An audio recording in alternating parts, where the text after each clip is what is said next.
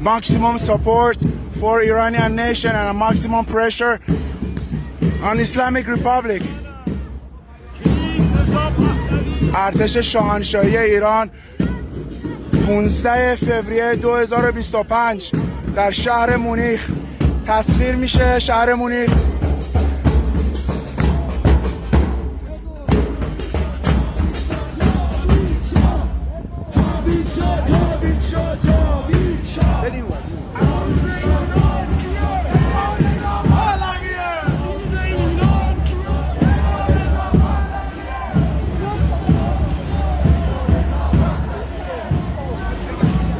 رضا شاه پهلویه، رضا شاه پهلویه، رضا شاه پهلویه.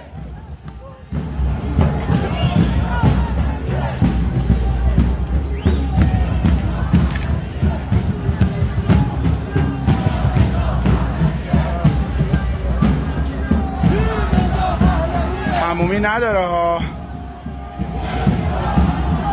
اینجا پرچم زیبای شیر و خورشید نشان تاجدار.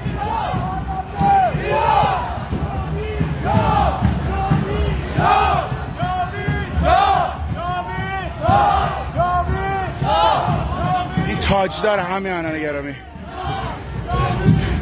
پرچم با شکوه و پر افتخار سرنگ شیر و خورشید نشان تاجدار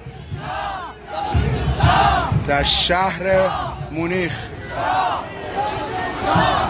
عکسای شاهنشاه رضا شاه دوم پهلوی سوم و همچنین پرچم‌های پر افتخار شاهنشاهی و شیر و خورشید نشان تاجدار.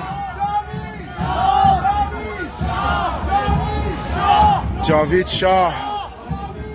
همیهنان گرامی، در ایران تنها جاوید شاه شعار رمز پیروزی ماست. خواهش میکنیم که این شعار رو طنین انداز بکنین در تمام خیابان‌های ایران. وظیفه ملی هممونه. جاوید شاه، پاینده ایران.